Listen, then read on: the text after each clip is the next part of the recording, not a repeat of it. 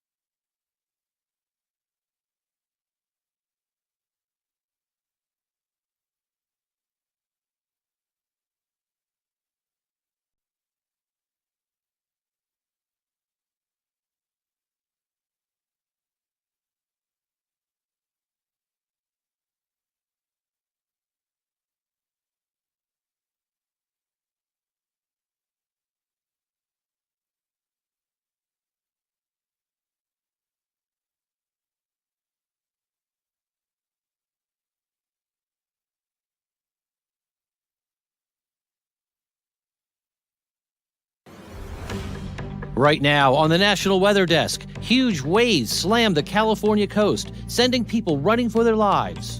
Run, family! Oh! We have team coverage along the coast as the water-damaged cars flooded roads and sent people to the hospital. This wave just came seemingly out of nowhere. Also, dramatic video as winds nearly blow a mobile home off a highway. We'll help you better understand the Pacific Northwest's king tide season.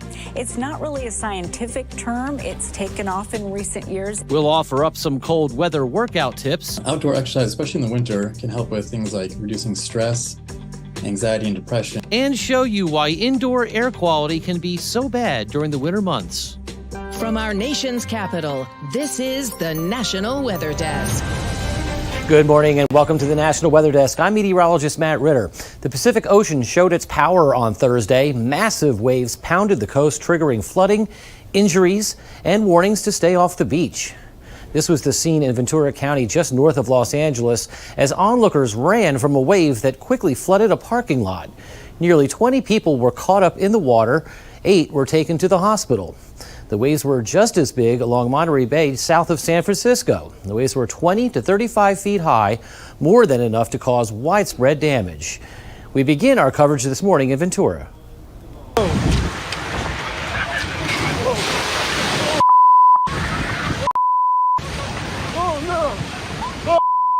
It was a chaotic scene in Ventura. Everyone okay?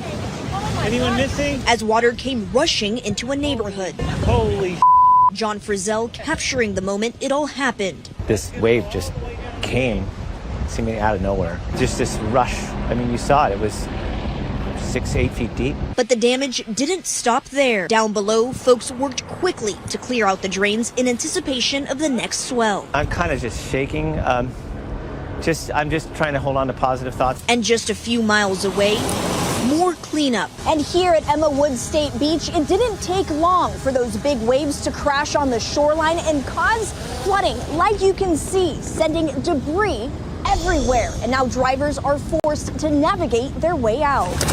This is insane. Stephanie Massman says she has never seen anything quite like this. When I was up on the pier, I actually felt the pier shaking. Adding waves only seem to be getting bigger by the minute. It doesn't even seem real. Oh. Thursday's high surf caught visitors and campers by surprise at Oceano Dunes. Make that Run, family. Oh. extreme high surf that sent people scrambling out of harm's way. This 2-ton truck, no match for the waves. Oh my gosh. One RV flooded, the water inches from these two. A breakfast setup now in the surf. Go, Tiana, get in there. With families not willing to take a chance. And once the water cleared out, a muddy mess. More RVs stuck, waiting to be hauled. No match for nature. Rescue crews were called out to the Oceano Dunes after dangerously high tides swept multiple vehicles into the surf. 5 people were rescued and crews are searching for more potential victims. This video shows at least one truck completely upside down in the water. This week, the National Weather Service issued a coastal flood warning for San Luis Obispo County that lasts until Saturday night. Visitors and campers could be confined to the dunes for up to 18 hours if conditions make leaving risky. This video is from Pismo, where the surf completely overtook the beach. Jeff Lantis is nearly back to square one at his Capitola business, the Sandbar. It was devastated by January's high surf, forcing it to close for 6 months. Now, almost a year later, high waves are once again flooding the village. The day before this damage, the city of Capitola put in sand barriers trying to protect the businesses. Initially helpful, the protection didn't last very long. It helped block us a bit, but 1 day is all it takes for this to be cleared out. We're seeing widespread coastal impacts from high tides and extraordinary waves coming into low-lying areas of the coast. Those lower-lying areas include Rio Del Mar Beach and Seacliff State Beach. In less than 24 hours, the areas were flooded with debris from high waves that came and went. We are expecting higher waves coming in, and it only takes one for you to be washed out. We will not be able to rescue you if you go out. Please heed the warning. Earlier this week, the wind was the story on the West Coast. Check out the power of Mother Nature here. Someone was towing this mobile home through the Columbia River Gorge when the wind got under it, lifting the home onto just 2 wheels. With sparks flying, the driver was remarkably able to regain control. Winds in the area were blowing at 40 miles per hour, gusting to 80. The driver continued down the highway, mobile home intact. Even farther up the coast, this is king tide season in Washington state. Seattle meteorologist Shannon O'Donnell explains what they are and why they happen.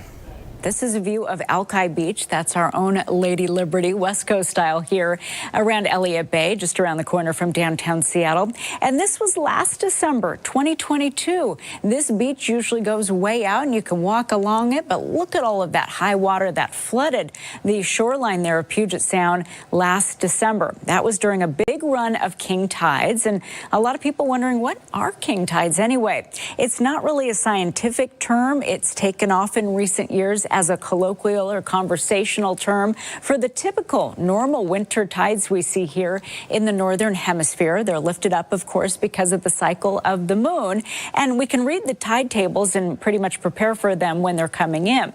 But to get water that high where it's flooding the shoreline, you end up with those coastal flood advisories and whatnot. That's what happens when the king tides coincide with a big storm. Last December on the West Coast, we had an extremely deep area of low pressure, and so that kind of took the tide charts and the numbers that people were expecting and knocked them out of the park, and we ended up with much higher water than forecast as a result. And because of that, if you've got a big storm and that happens to coincide with the king tides, that can lead to shoreline flooding like we saw around Lady Liberty at Alki Beach last December. For the National Weather Desk, I'm meteorologist Shannon O'Donnell. Down south, the story is the cold. Temperatures in most of this area will be 10 to 20 degrees below normal. Temperatures are in the 20s this morning in many areas. New Orleans is colder than New York. And in Houston, frost is possible north and west of the city. Cold and snow are a fact of life in the Midwest, and that's exactly what they got yesterday. This was the scene in Madison, Wisconsin, where a couple of inches fell. In other Wisconsin cities, especially those along Lake Michigan, the precipitation was mostly rain. In this El Nino winter, states that are used to seeing plenty of snow on the ground are still waiting for that first big storm, or even a little one. The state of Montana just updated its approach to drought management for the first time in nearly 30 years. Bowen West found out why the update is happening now. The last state drought plan was released in 1995, and a lot has changed in that time. Yeah, I mean, we've just been having hotter, drier conditions in Montana. The updated plan adds newer ways that the U.S. assesses droughts, how locations get federal aid when dealing with a drought, and who to contact during times of drought. It's kind of the first time that it's been documented in daylight for anybody to be able to understand exactly how that process happens. The plan covers how to improve drought preparedness, including prevention and recovery, the importance of understanding how areas are affected during each season. It also addresses vulnerabilities across 5 water sectors throughout the state and stakeholder-generated recommendations for resources. Hawk says that a lot of drought management happens at the local level. The new plan aims to guide local control during droughts. And some of the recommendations would just kind of get out of, would help the state just kind of get out of local communities' way as they try to implement those recommendations. Google just released its top trends and searches of 2023. And when it comes to news topics, it's no surprise that the weather is near the top of the list. The war in the Middle East and the failed Titanic submarine mission were the 2 top searches. The earthquake in Turkey was third, followed by Hurricane Hillary and Hurricane Idalia.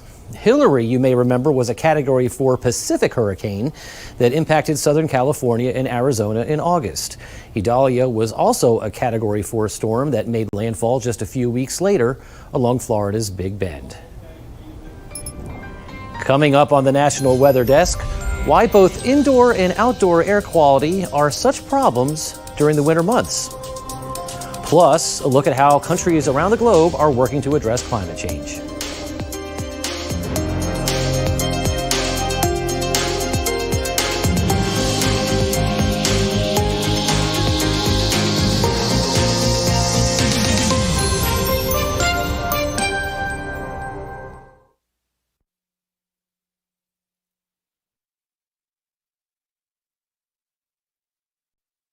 I'm meteorologist Emily Santa, and let's take a look at the highs today for the Northeast. Most areas in northern New England will be in the 30s. We're looking at 39 in Portland, 47 over in Albany, New York, and as we head south towards New Jersey, we'll be in the mid-50s, 55 in Atlantic City. Next couple of hours beginning later today, tracking some rain in the northern parts of the region.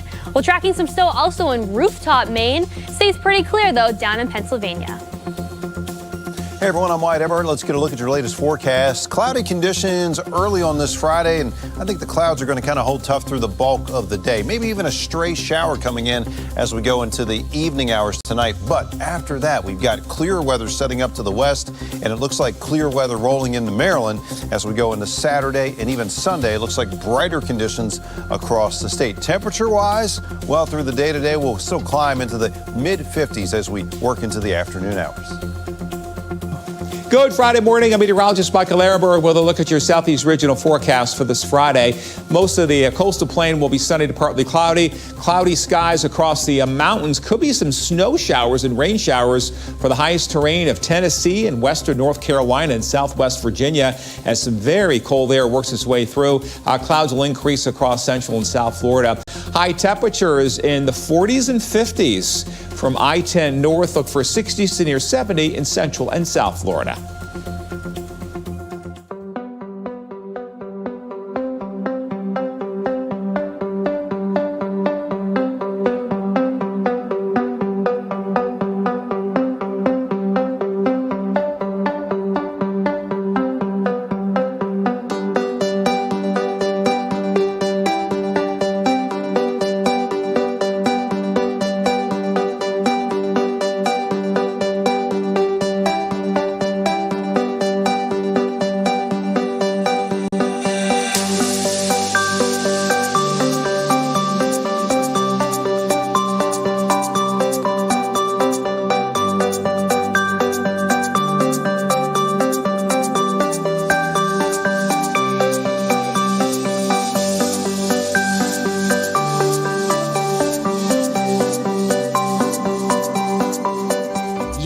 watching the National Weather Desk.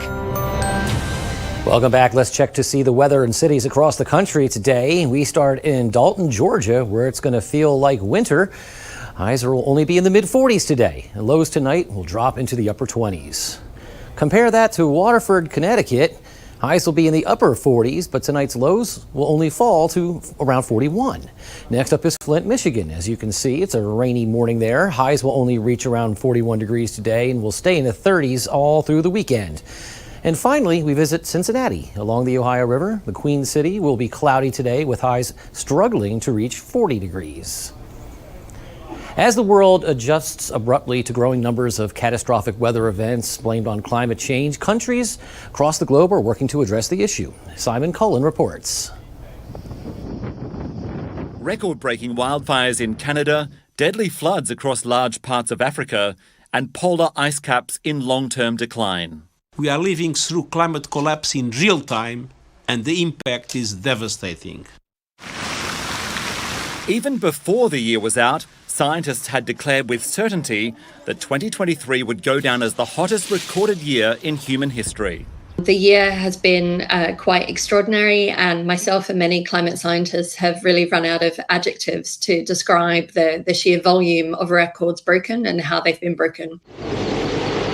In November, the Earth's average temperature briefly rose more than 2 degrees Celsius above pre-industrial levels, a crucial threshold that scientists say could have irreversible consequences. The evidence is very, very clear. The warmer our world is, the more likely we are to have extreme events, and those extreme events are likely to be more intense and more frequent. With the El Niño system warming water temperatures in the Pacific Ocean, 2024 could be even hotter. However, there are some glimmers of hope.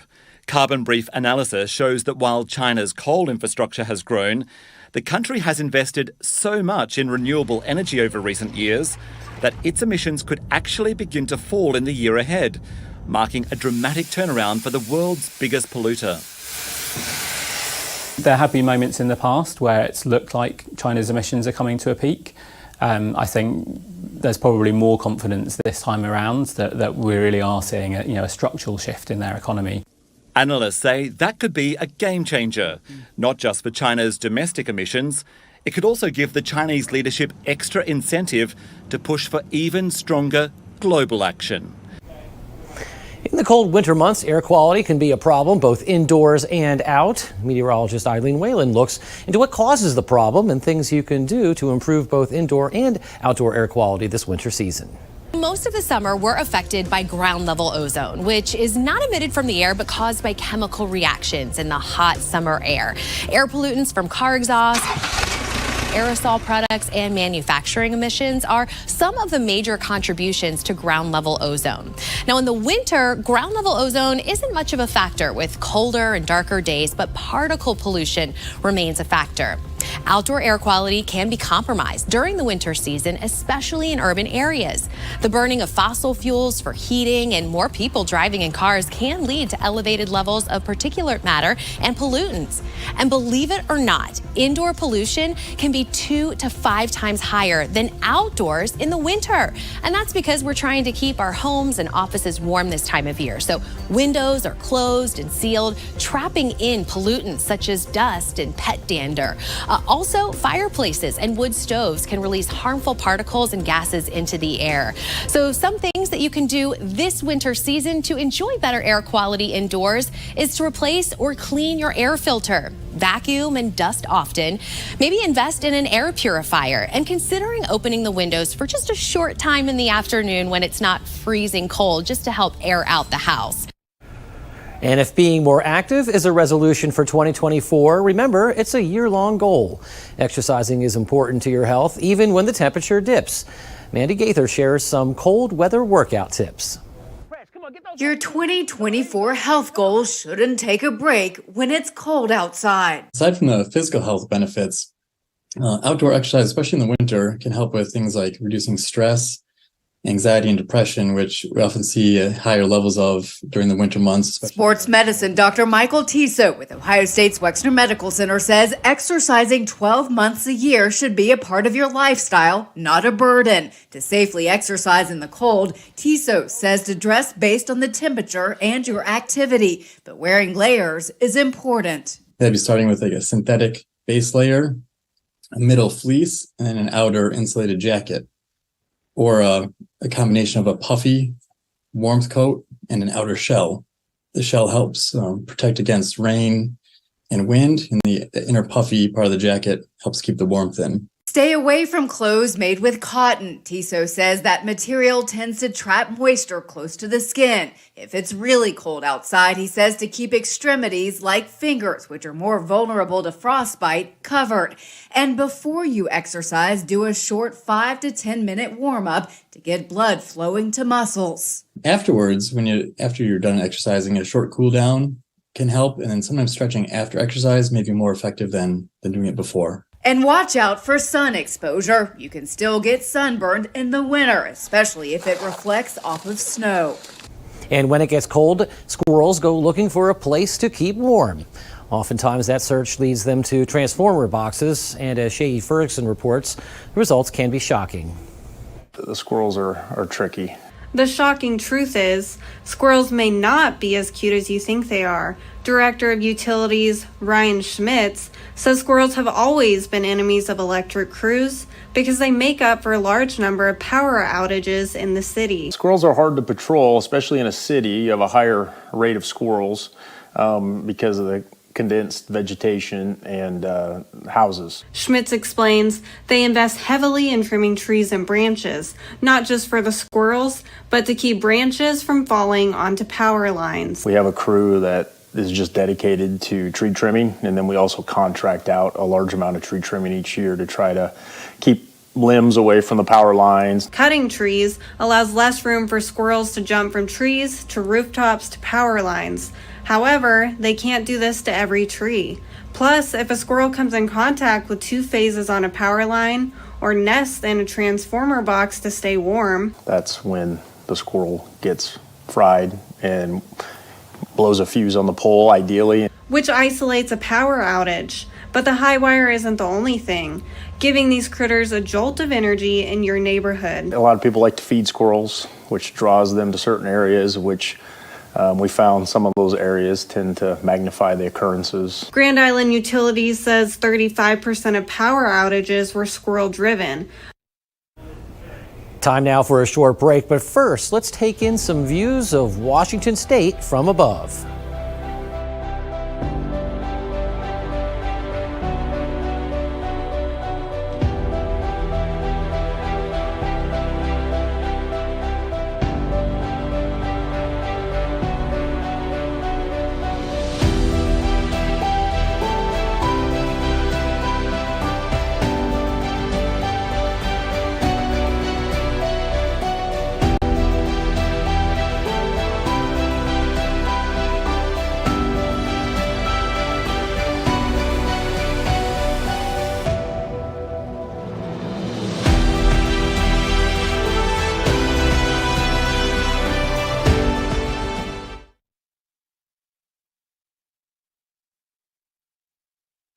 Well, a very good Friday morning, everyone. I'm meteorologist Andrew Buck-Michael. Take a look at your weather story across the Midwest. We have some light rain, snow, wintry mixed showers across the Great Lakes in the Ohio Valley. Now, this will continue moving its way to the east for tomorrow. But then we've also got a clipper system that's going to start swinging in. Now, most of the Midwest pretty quiet on Saturday, but that clipper system swings more into the Great Lakes region for your Sunday into Monday. So we've got a few light wintry mixed showers. Across the plains, though, staying pretty dry for us. Good Friday morning to you. Meteorologist Chris Uche. Look at our forecast today across the region, starting off with cold, chilly temperatures, a little lingering cloud cover in Arkansas. As we work through the afternoon, we'll see a mix of clouds and sunshine. Chilly temperatures, 44 for Little Rock, 50s and 60s elsewhere across the region. We head into the weekend. Last weekend of 2023 looks good. Cold in the morning. Saturday, lots of sunshine. Highs, 50s and 60s to near 70 late afternoon Saturday. Well, hi there, everybody. It's the final Friday morning of 2023. I'm meteorologist Shannon O'Donnell. Where is the mountain snow? Out west, it's MIA through the Rockies in Montana and all the way into the Cascades of Washington and Oregon. Running far too warm and mainly dry again with 59 in the Emerald City, 63 in Vegas, 70s back out of southern Arizona. Finally, some wet weather back for the West Coast as we head into Friday afternoon. And that's the scene from here.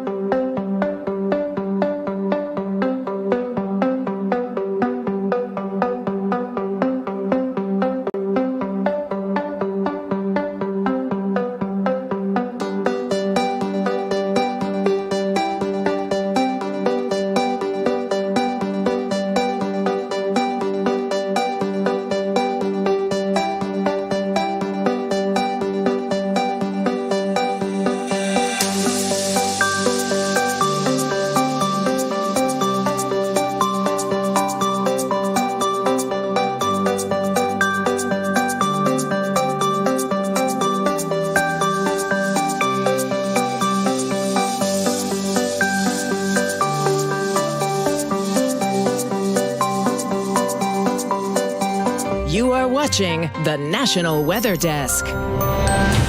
We've seen a lot of northern lights this year, and they are an amazing sight. But how exactly do they form? Let's turn to meteorologist Mitchell Coombs to find out.